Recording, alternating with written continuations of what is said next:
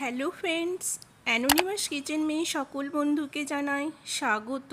তো বন্ধুরা, আজ আমি নিয়ে এসেছি একটা নতুন রেসিপি, হক্কা নুডলস। তো প্লিজ স্কিপ না করে পুরো ভিডিওটা দেখবেন। তো এই নুডল রেসিপির জন্য প্রথমে আমি একটা তাপলির মধ্যে দিয়ে দিচ্ছি জল। দেখুন জলটা গরম হয়ে গেছে। গরম হতে আমি দিয়ে দিচ্ছি অল্প নুন আর দিয়ে দিলাম 1 টেবিল স্পুন তেল। এবার এর মধ্যে আমি নুডলসটা দিয়ে দেব। নুডলসটা কিন্তু এখানে দেখুন জমাট বেঁধে আছে। এটা যখন সিদ্ধ হয়ে যাবে একটা একটা হয়ে যাবে। তেলটা দিলাম কারণ নুডলসটা যখন সিদ্ধ হয়ে একটা একটা হয়ে যাবে দেখবেন এর গায়ে গায়ে লেগে থাকবে। তো দেখুন বন্ধুরা, আমার এখানে নুডলসটা সিদ্ধ হয়ে গেছে এবং একটা একটাও হয়ে গেছে। এবার এটা সিদ্ধ হয়েছে প্রপার বুঝবেন কি করে, এইভাবে হাতে একটা টিপে রেখে নেবেন, তাহলে বোঝা যাবে নুডলসটা সিদ্ধ হয়ে গেছে। আর যদি সিদ্ধ না হয় একটুখানি 2-1 মিনিট রেখে দেবেন। এবার আমি নুডলসটা সিদ্ধ হয়ে যাওয়ার পর এটাকে আমি জল ঝরিয়ে নিচ্ছি।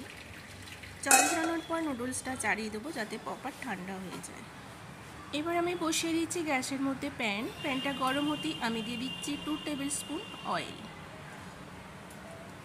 এবার আমি এর মধ্যে দিয়ে দেব 1 টিস্পুন আদা আর রসুন, আর আমি দিয়ে দিচ্ছি 2টো কাঁচা লঙ্কা কুচোনো। এটা জাস্ট 30 সেকেন্ডের মতো ভেজে নেব। যদি আপনারা ঝাল বেশি খান সেখানে কাঁচা লঙ্কাটা বেশি দিতে পারেন। এবার আমি দিয়ে দিচ্ছি একটা পেঁয়াজ কুচোনো, মিডিয়াম সাইজ পেঁয়াজ নিচ্ছি। পেঁয়াজটাকে জাস্ট ভেজে নেব একটু। নেওয়ার পরেই এবার আমি এর মধ্যে দিয়ে দেব ক্যাপসিকাম কুচোনো, এবার অ্যাড করছি গাজর কুচোনো, আর দিয়ে দিচ্ছি রেড বেল পেপার। দেওয়ার পরে এই সবজিগুলোকে হালকা ভেজে নেব। ভাজার পরে আমি এতে দিয়ে দেব বাঁধাকপি কুচোনো। তো আপনারা যদি রেড বেল পেপার না থাকে তা এটাকেও স্কিপ করতে পারেন। এবার বাঁধাকপি কুচোনোগুলো দিয়ে দিচ্ছি। তো এবার আমি এই সবজিগুলো 2 থেকে 3 মিনিটের মতো ভেজে নেব। তো এগুলো বেশি ওভার কুক করব না, জাস্ট সবজিগুলো থেকে একটু কাঁচা ভাবটা চলে যায় সেই রকমই খালি ভেজে নেব। তো দেখুন বন্ধুরা, আমার এখানে সবজিগুলো প্রায় ভাজা হয়ে গেছে 2 মিনিটের মতো।